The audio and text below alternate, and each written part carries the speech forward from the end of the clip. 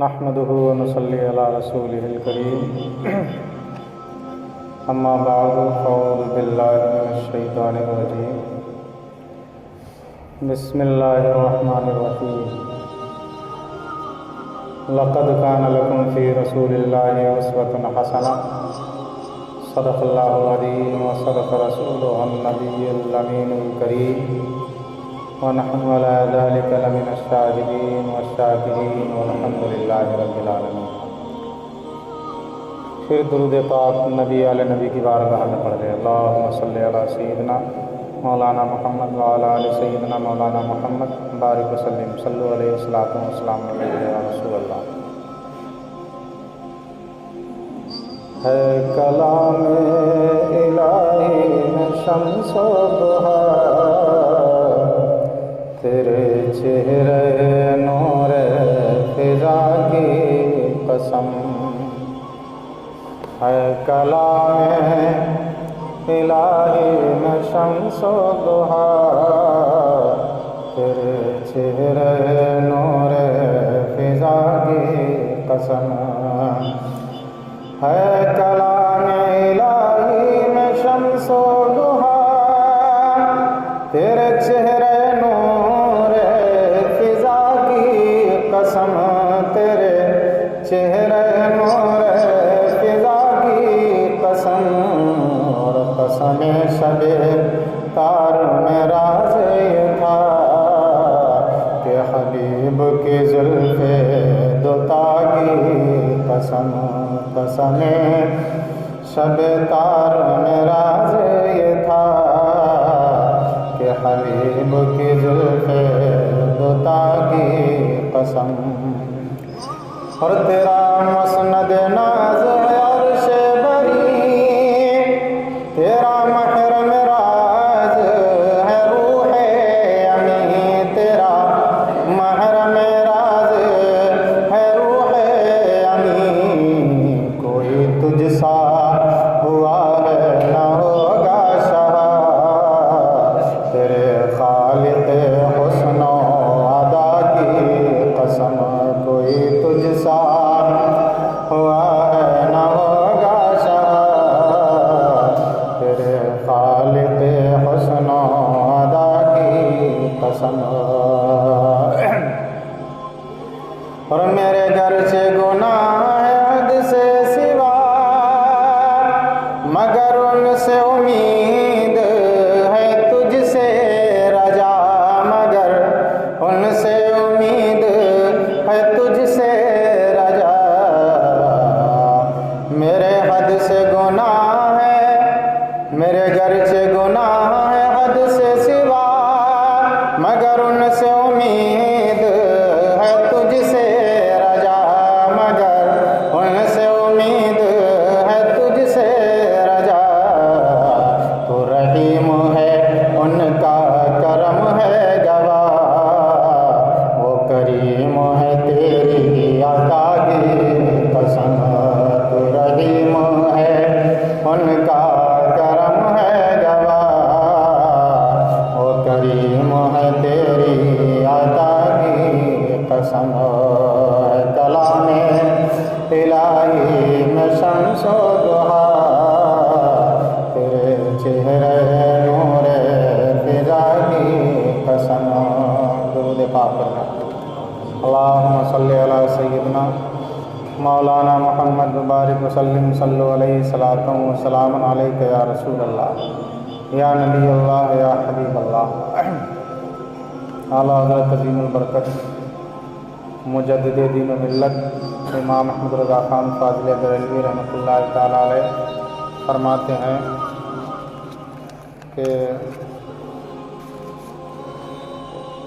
اللہ اللہ کے نبی سے فریاد ہے نفس کی بدی سے، اللہ اللہ کے نبی سے فریاد ہے نفس کی بدی سے، کھیلوں میں دھول اڑائی شرم آئی نظروں کی ہنسی سے، کھیلوں میں دھول اڑائی شرم آئی نظروں کی ہنسی سے۔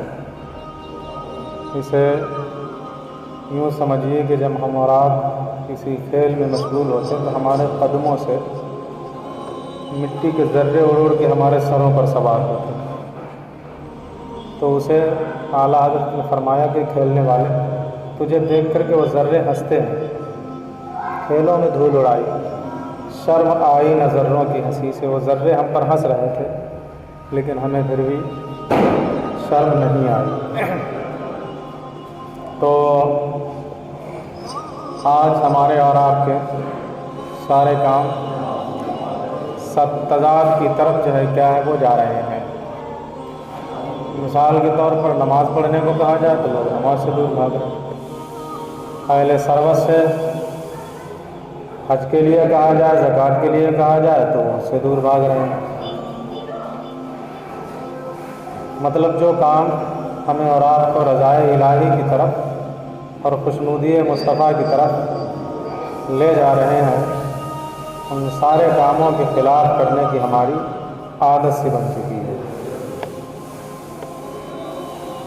اللہ کے نبی صلی اللہ تعالیٰ علیہ وسلم نے معاشرے کی اصلاح کے لیے وہ قانون عطا فرمائے ہیں، وہ قواعد اور وہ ضابطے عطا فرمائے ہیں کہ جن پر اگر ہم اور آپ عمل کرتے رہیں تو ہمارے معاشرے میں، ہمارے سماج میں، ہمارے گھر میں کبھی بھی بگاڑ اور فساد پیدا نہیں ہو سکتا۔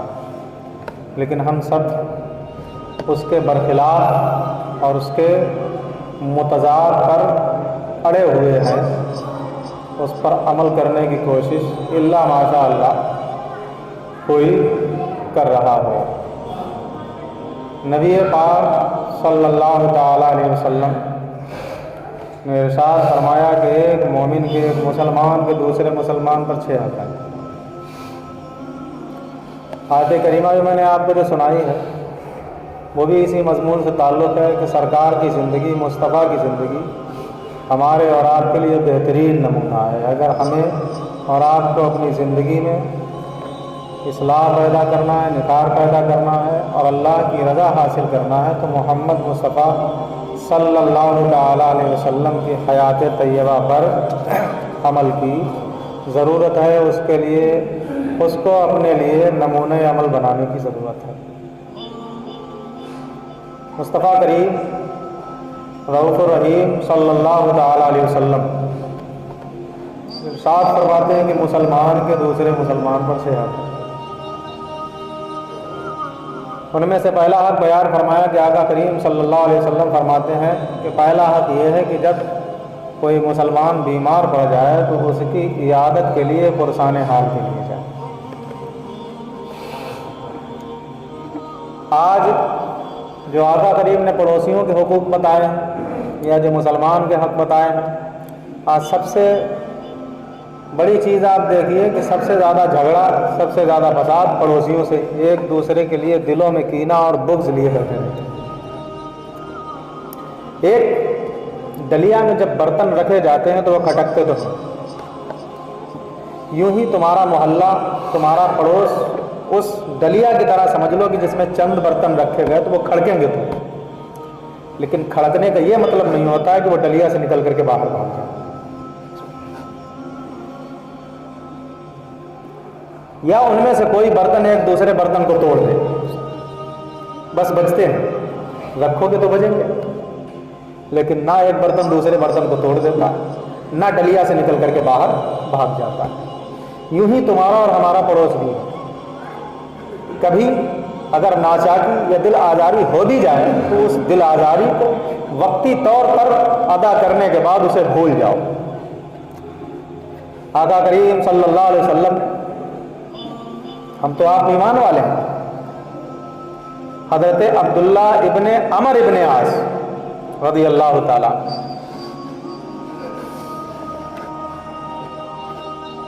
اپنے غلام سے فرماتے ہیں کہ اے غلام، جب تو کھانا بنایا کر، جب تو بکری ذبح کیا کر اور گوشت بنایا کر تو ہمارا ایک پڑوسی غیر مسلم ہے، اس کے گھر بھی کھانا پہنچا دیا۔ آپ بار بار تلقین کرتے رہے غلام کو، یہ بہت بات ناگوار گزری ہے کہ زیادہ کھانا بنانا پڑتا، تو کہنے لگتا حضور آپ غیر مسلم کے لیے بھی جو ہے کیا ہے آپ کھانا بھجوا رہے ہیں؟ تو انہوں نے فرمایا پڑوسی پڑوسی ہے اگرچہ وہ غیر مسلم ہے۔ تو ہم تو ایمان والے ہیں، غیر مسلموں کے لیے بھی کھانا بھجوانے کے لیے، اور آپ نے آگے فرمایا تو مجھ سے اس پر اعتراض کرتا ہے؟ میں نے رسول پاک صلی اللہ علیہ وسلم کو فرماتے سنا ہے، آپ نے پڑوسیوں کے اتنے حقوق بیان کیے، اتنے حقوق بیان کیے، مجھے ڈر ہوا کہیں ایسا نہ ہو کہ سرکار پڑوسی کو ہماری وراثت میں حصہ متعین کر دے۔ اتنے حقوق سرکار نے پڑوسیوں کے بیان فرمائے۔ ایک مسلمان جب بیمار ہو تو اس کی عیادت کا حکم دیا گیا ہے، اس کو پوچھنے کے لیے جاؤ، اس کی خیریت لینے کے لیے جاؤ، اور سرکار فرماتے ہیں جب سے ایک مسلم کی، ایک مومن کی عیادت کے لیے اپنے گھر سے نکلتا ہے بندہ، تو جانے سے لے کر کے لوٹ کے آنے تک مصطفیٰ فرماتے ہیں وہ جنت کے پھول چننے میں رہتا ہے، گویا کہ وہ جنت کے راستے پر چلا ہے۔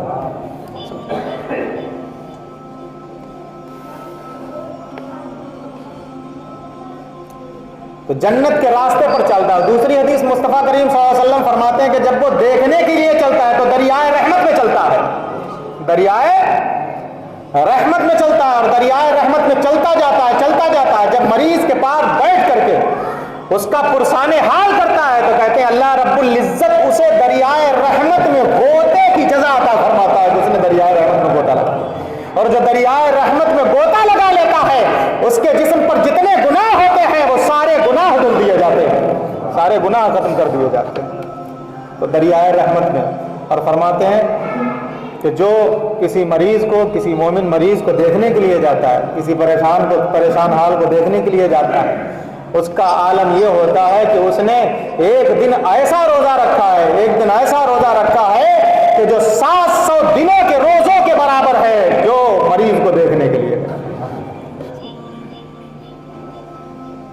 700 روزوں کے برابر ہے۔ تو پرسان حال کے لیے جو کوئی جاتا ہے وہ نبی پاک صلی اللہ علیہ وسلم کے ان فرامین کا مصداق بنتا ہے۔ اس لیے مریض کی عیادت کے لیے جائیں، اگر کوئی پڑوسی بیمار ہو جائے، کوئی مومن بیمار ہو جائے تو اسے دیکھنے کے لیے جاؤ۔ ہاں ایک راہ رکھی گئی، اگر آپ کی وجہ سے مریض کو تکلیف ہو رہی ہے، آپ کا جانا اس کے ناگوار ہے، اسے ناپسند ہے، اس پر گرا گزرتا ہے، تو آپ کے لیے بہتر یہ ہے کہ آپ نہ جاؤ، یہیں سے دعا کرو۔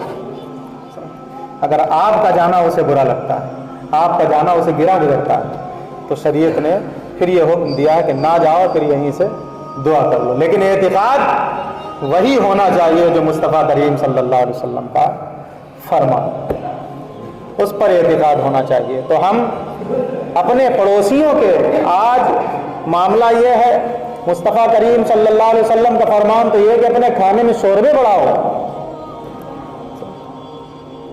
اپنے کھانے میں شوربے بڑھاؤ، کوئی پڑوسی کو ضرورت ہو تو پڑوسی کی یہاں پہنچاؤ، اس نیت سے مت پوچھو کہ کس کے یہاں کیا بنا ہے۔ کبھی کچھ چیزیں ایسی ہوتی ہیں کہ جن چیزوں کو جھانکنا جائز نہیں ہوتا ہے، لیکن یہ چیزیں ایسی ہیں کہ انہیں جھانکنا جائز ہے، کہ تم جھانکو کہ تمہارے پڑوسی کی یہاں کھانا بنا ہے یا نہیں بنا ہے، ورنہ کسی کی رازداری کو جھانکنے کی ضرورت نہیں ہے، کسی کے ذاتی معاملات کو جھانکنے کا حکم نہیں دیا گیا ہے، لیکن ان معاملات میں جھانکنے کا حکم دیا گیا ہے کہ اب تم اگر اپنے پڑوسی کو جھانک سکتے ہو تو جھانکو، یہ نیت کر کے کہ اس کے یہاں کچھ بنا ہے، اس کے بچے بھوکے تو نہیں ہیں۔ حضرت عمر دن میں امور سلطنت چلاتے ہیں اور رات کو مدینے میں گشت کرتے ہیں اور دیکھتے ہیں کہیں ایسا تو نہیں کوئی بھوکا ہو، کہیں ایسا تو نہیں کوئی بھوکا ہو۔ خلیفہ وقت چہرے پر پردہ ڈال کرتے تاکہ لوگ پہچان نہ لیں، لوگ پہچانتے تو خلیفہ وقت کی تعظیم کے لیے کھڑے ہو جاتے۔ تعظیم کرنا الگ ہے، کروانا الگ ہے، تعظیم کرنا الگ ہے، کروانا الگ ہے، یوں ہی نذرانہ دینا الگ ہے، مانگنا الگ ہے، سمجھ رہے؟ نذرانہ مانگنا الگ چیز ہے اور دینا الگ چیز ہے، یوں ہی تعظیم کروانا الگ چیز ہے اور کرنا الگ چیز ہے۔ مصطفیٰ تعظیم کا حکم دیتے ہیں اور تعظیم کروانے سے منع فرماتے ہیں۔ جو یہ چاہتا ہے کہ لوگ میری تعظیم کریں، فرماتے ہیں سرکار وہ اپنا ٹھکانہ جہنم میں دیکھ لے، اپنا ٹھکانہ، جو اس بات پر خواہش مند ہو کہ لوگ آ کر کے میری تعظیم کریں، میرے لیے کھڑے ہو جائیں جب میں آؤں، میری تعظیم کے لیے دست بستہ ہو جائے، تو فرماتے ہیں وہ اپنا ٹھکانہ جہنم سمجھ لے۔ لیکن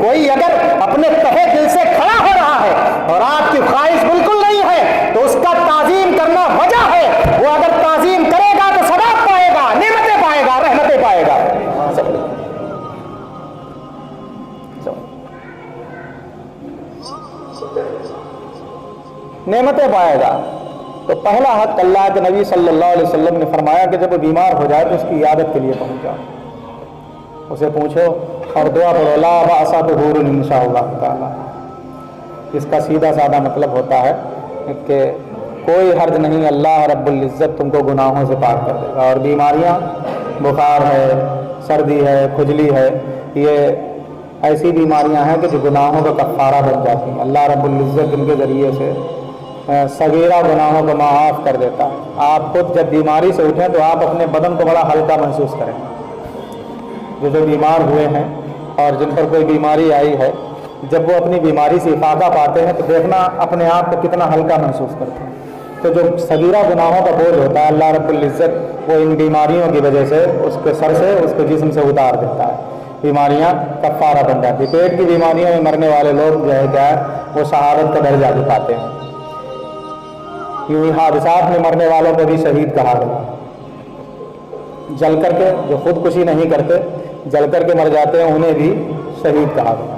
تو مصطفیٰ کریم نے پہلا حق بیان فرمایا کہ جب تمہارا کوئی مومن بھائی بیمار پڑ جائے تو اس کی عیادت کے لیے جاؤ، اس کے پرسان حال کے لیے آؤ۔ دوسرا حق مصطفیٰ کریم صلی اللہ علیہ وسلم بیان فرماتے ہیں کہ جب اگر اس کا انتقال ہو جائے تو اس کے جنازے میں شریک ہو، اس کے جنازے میں شریک ہو۔ اس کی فضیلت میں حدیث کریمہ، اگر کوئی جنازے میں شامل ہوتا ہے تو سرکار فرماتے ہیں کہ وہ ایسا شخص ہے کہ جس نے سلطنت اسلامیہ کے حدود کی 700 دنوں تک نگرانی کی ہے۔ حدود سلطنت اسلامیہ کی 700 دنوں تک جو کسی انتقال کیے ہوئے کے جنازے میں جا کر کے اسے کندھا دیتا ہے۔ اور مزید آگے فرماتے ہیں کہ نفل نمازوں میں مشغول ہونے سے بہتر یہ ہے کہ آپ ایک مومن کے جنازے میں چلے جائیں۔ نفل نماز ایک وہ ہے کہ جو کھڑے ہو کر کے نفل نماز ادا کرتا ہے، اور ایک وہ ہے جو جنازے کے ساتھ چلتا ہے، تو اسے زیادہ فضیلت حاصل ہے۔ نفل نماز چونکہ کیوں اسے زیادہ فضیلت حاصل ہو گئی؟ نفل نماز کا حکم رب نے نہیں دیا آپ کو، نہ مصطفیٰ نے دیا کہ آپ اتنے ٹائم پڑھو، اتنے ٹائم پڑھو، اتنے ٹائم پڑھو۔ یہ تو مزید عبادت ہے، آپ کرو گے تو ثواب پاؤ گے، نہیں کرو گے تو کوئی گناہ نہیں ہے۔ لیکن جنازے کے ساتھ جانے کا حکم مصطفیٰ کریم دیتے ہیں۔ ظاہر سی بات ہے جس کا حکم دیا گیا وہ کرو گے تو ثواب کے مستحق ہوگے،